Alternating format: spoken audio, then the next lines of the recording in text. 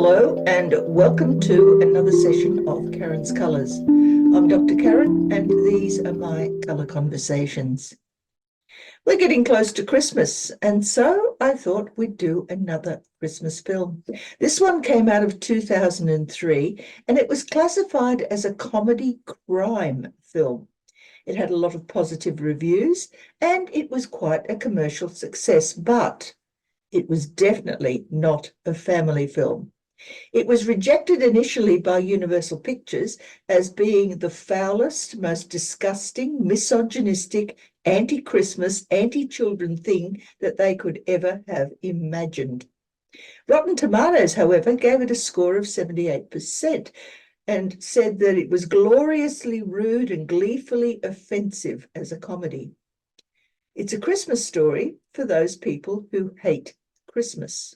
I am talking, of course, of the film called Bad Santa. It had an R rating, which means that it had strong impact for violent content. The violence was, however, fairly infrequent. There was a little bit of gun and automobile violence, and there was rendition of some blood. There was a bit of sexual content. It detailed sexual language and insults, portrayal of sexual activity, but there was no nudity. Language, there was pervasive use of the sexual expletive, whatever that may mean, and sometimes it was given in a sexual context. There was scatological slang and a lot of profanity. Pervasive use of alcohol was a feature of the film. And my reaction? Well, I hadn't seen it before, so when I first looked at it, it really wasn't what I'd expected. In fact, I wasn't sure I was even going to present it at first. But on my second and then third viewing, I figured it wasn't too bad. After all, it is a redemption story. So let's now get into the film Bad Santa, a colour analysis. We begin with the cast, and of course the main character is Willie T. Soak. He's a degenerate, a kid-hating thief, and a sex addict, otherwise considered to be bitter white trash. And then we have Marcus, his insanely profane dwarf partner, who is also very ambitious, he's very organised, and he knows how to behave in situations where behaviour is important. Thurman Merman, who is basically called the Kid throughout most of the film, is a socially inept, fat, and nerdy 8-year-old who actually believes that Santa is real, even though part of him knows that that's not the case. Then we're introduced to Sue, who's a fairly rowdy bartender with a kink for sex with Santa. Jin Slagle, who's the store detective in the major part of the film, he's also turns out to be a blackmailer. And then we have Lois, who is Marcus's wife and co-conspirator. There are a couple of other characters, but they're of lesser importance, and for a colour analysis, I really don't think they're necessary. So for those of you who haven't seen the film, let's briefly define what happened in the plot. Willie and Marcus are successful robbers, and they rob the department stores that they work in as a Santa and elf each year. Afterwards, they celebrate at a bar where they enjoy their good fortune for a short period of time before parting ways again. Willie actually hates his job, and specifically, he hates children.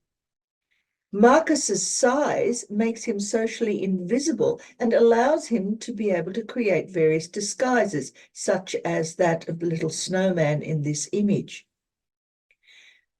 Their latest job, which is the main part of the film, is located in Phoenix, where a starstruck Thurman meets Santa, and Sue and Willie begin a sexual relationship after meeting at a bar. Thurman, who's enraptured by Santa, follows him around and rescues him from an assailant. And then Willie cons him into revealing where his father keeps his safe and also to give him his father's car. Jin, the detective, investigates Willie at the store manager's request, and Willie discovering that someone is looking at his motel room, moves into Thurman's house, where the child is living alone with his demented grandmother. Jin visits Thurman's dad in jail and discovers there's a deception going on, after which he blackmails Willie and Marcus, wanting 50% of the profits of their upcoming heist. This causes Willie to become drunk once again, and he destroys the Santa display, causing a lot of mayhem among the children waiting to see him. After this, he attempts suicide, but gives Thurman a confession letter to give to the police before realizing that Thurman was being bullied, and so he leaves the car where he was attempting to gas himself and accosts the bullies, beating them up in front of many other children, I might add. He attempts to train Thurman in self-defense. In the meantime, Marcus and Lois have set a trap and they manage to kill Jin. Then Willie and Sue prepare for Christmas at Thurman's, giving him the first real Christmas he's had since he can remember. Willie and Marcus then proceed with their latest heist, and Willie chooses a pink elephant as a gift for Thurman. This is, of course, something that Thurman had requested. Marcus and Lois betray Willie and try to take over the loot that they have gathered, but the police intervene, having been sent there after Thurman had given them the confession letter. Willie manages to escape with Thurman's pink elephant, but he is shot by the police. Then we have an epilogue, which is given by Willie in absentia. He's in hospital, he's recovering. Marcus and Lois are in jail, and Sue now has guardianship over Thurman, and Thurman is able to best the main bully. And there we leave the film. Redemption for everyone involved, excepting perhaps Marcus and Lois. Now, if we look at the colours that are used in this film, we discover that the film is generally fairly well lit, as per most comedies. Willie's Santa's costume is quite prominent, and it features throughout the entire film. He also has some limited off-duty clothing, which of course are different colours again. Marcus has 2 different elf costumes and several off-duty clothes. Thurman's costumes change the most, and Jin and Sue have limited costume colours. Lois is fairly colourful, but she plays a minor role.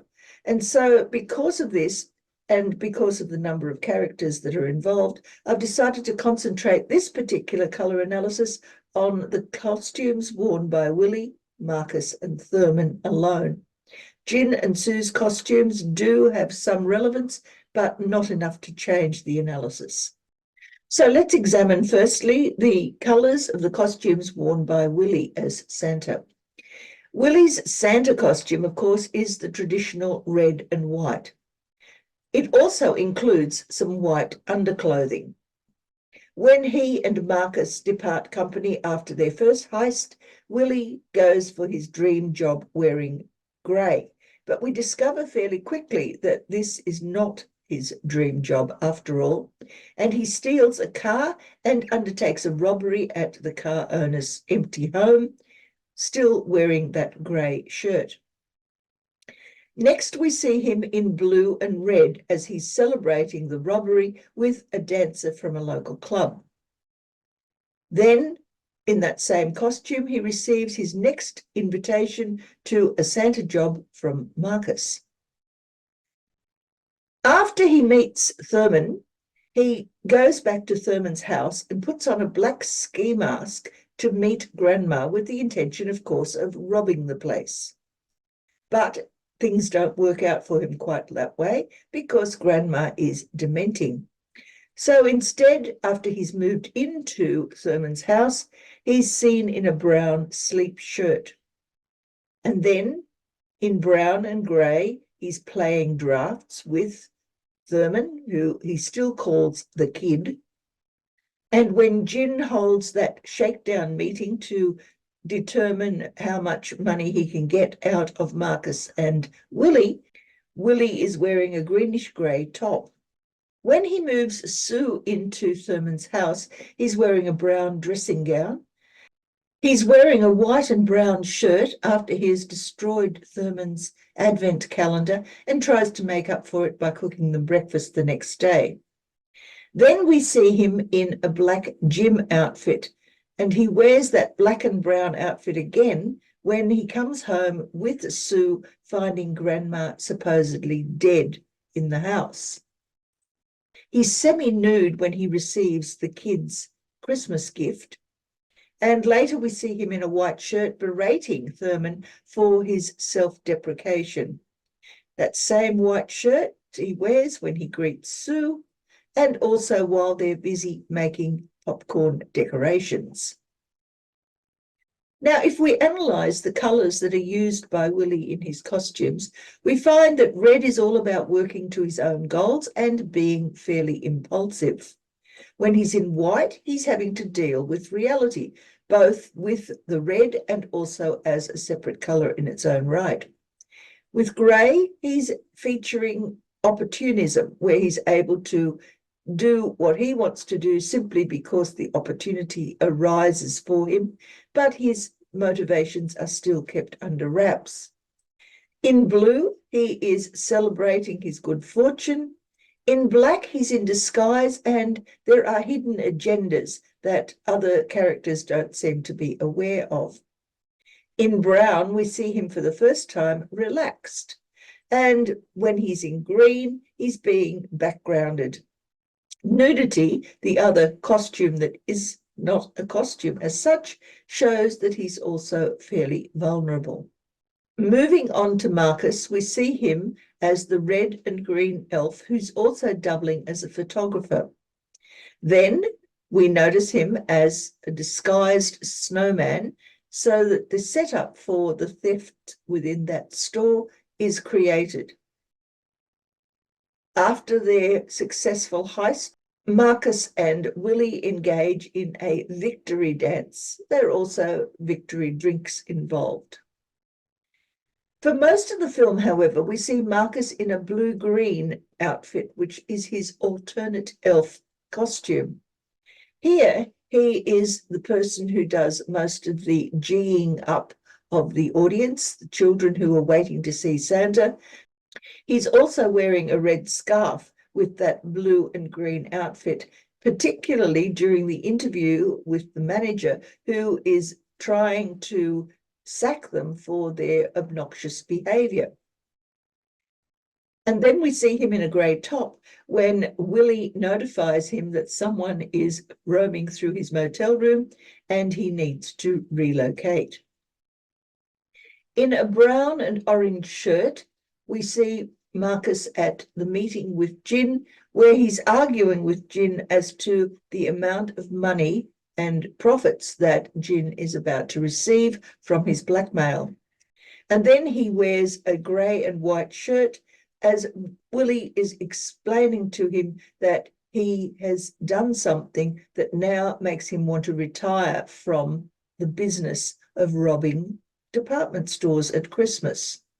Marcus is roped into acting as Thurman's antagonist during the scenes where they're trying very hard to turn Marcus into a fighter, and here he wears a grey tracksuit with blue boxing gloves. In purple and black, he's holding up Jin's car prior to the attempt on Jin's life. And then we see him once again in the blue, green, and red outfit, but this time he's added a silver gun as he threatens Willie towards the end of the film. So what do we make of the analysis of the colours in Marcus's costumes? Well, when he's in red, he's taking charge and dominating the scenes, but he wears this with green, which counterbalances the red. And specifically, the green counterbalances the red of Willie's costume. So here we see Marcus with some fairly self-directed choices that are causing him to direct Willie in what he is doing. In white, Marcus is in disguise. In orange, he's involved in celebrations and negotiations. In blue, he is full of nurturing activities and fairly fast talking. He's trying very much to placate Willie and also anyone else who is critical of their behavior. But the blue always appears with green. So once again, we have this counterbalancing of the red and those self-directed choices. In grey, we see Marcus with the disruption of his plans, and he's also discomfited. And this includes the silver gun at the end. He's not sure of what to do when he's wearing grey, even though he does have a mission in mind. In purple is creating a distraction for others, particularly in order to obtain his own goals. He has a plan in place and he intends to carry through with it. Moving on now to the kids' costumes. We don't know that Thurman is his name until fairly late in the film, but we see him first in a red, grey and black costume arriving at the mall to greet Santa. In yellow and grey, he's excited about Santa moving into his house, and he's wearing black as they're playing checkers. Here he's showing a great deal of indecisiveness. In red and black checked pajamas, we see him with a cut hand, and this is the first time we actually see a lot of blood in the film. He's wearing a grey and red checked shirt while Santa is cooking breakfast for him and his grandmother. And then we see him in grey, red, white, and black after the bully has assaulted him. In fact, he's wearing the same costume we saw him at the beginning, only this time he's wearing white as an addition to his initial costume, as the bullies have assaulted him and pulled his underwear up over his outerwear. When he finds Santa in his father's car, trying very hard to kill himself, and receives Santa's confession letter, he's wearing brown. In red, purple, yellow, and white, he's situated in a boxing outfit, ready to learn a bit of self-defense. In a set of red and black pajamas, he gives Santa a gift that he had made during the time that he had cut himself earlier on. A black and brown shirt appears when he asks Santa for a gift in return. And then we see him in a black, grey and red shirt as he's opening the last of the Advent calendar windows. He's also wearing a black top and shorts when he receives the gift of the T-shirt that Santa sends him from hospital. And wearing that grey and black T-shirt, he then is able to go out and best the bully, and that sees the end of the film. So what do we make of the analysis of Thurman's costumes? Well, in grey, he's a bit of an unknown quantity, but he's also fairly centred. In yellow, there's a lot of cheerfulness and fantasy that's being described. And in red, he's showing his courage on display and that he's prepared to try to overcome his own deficits. In black, there's a fair amount of determination to succeed, whereas in white, he's hopeful. Note that red and white also opposes red and black, so that Willie's red and white is in opposition to Thurman's red and black. Thurman shows a grounded determination, whereas Willie's determination is quite scattered. In red and black, Thurman is showing an innocent belief in Santa, and he doesn't wear red and white, which of course is associated with a fairly disillusioned Willie. And finally, we see Thurman in brown as he's given important instructions that he must follow. So in summary then, what do these colours tell us? Colours have specific uses for each character, and they are not all exactly the same, but the overall messages, all the same, remain fairly similar. Red shows a fair amount of dominance and impulsivity, and when it's paired with white, there is an overwhelming of reality. When red is paired with black, it's holding a belief fairly dear, and when it's paired with green, There is work that is being undertaken on the goals and desires that seem to be fairly relevant. Green itself is self-centeredness, but it's most often paired with blue. And here we have a balancing of relationships that takes place. White is always about dealing with reality and waking up to just what is happening in the real world and how one has to deal with it. For black, the opposite is true. There is a retreat from reality, a refusal to acknowledge what is happening in the real world. In grey, there is a response to the various potentials that are available to the particular protagonists. And in brown, there is an achievement of goals and also the learning of new things.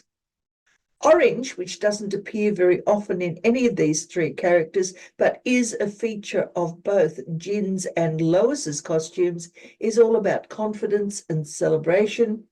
And purple, which appears only once, and that appears on the costume that's worn by Marcus, is a targeted distraction. So what then did you make of the colours of this film, Bad Santa? I certainly had to watch it a number of times before I could focus on the colours because I was utterly appalled by some of the behaviour and not a little puzzled by some of the other ideas. After all, alcoholism prevents a person from doing a lot of things. And so being unable to thread popcorn onto a string without shaking hands and yet being able to open a safe don't seem to really coalesce as actions that can be taken by the same character. Anyway, I'd be interested to hear what you think of the film. If you haven't seen it, be warned, it is definitely not something that is likely to make you feel as though you're seeing something wonderfully warm and fuzzy for Christmas. It's not that sort of film, but it does have a lot of unexpected laughs. Anyway, at this stage, I'd like to wish you all a very happy Christmas, if that's what you're celebrating, and certainly a safe and comfortable holiday period until we meet again for another film analysis in the new year. Until then, may the colours of your life fill you with joy and with lots of opportunities. See you again. Bye.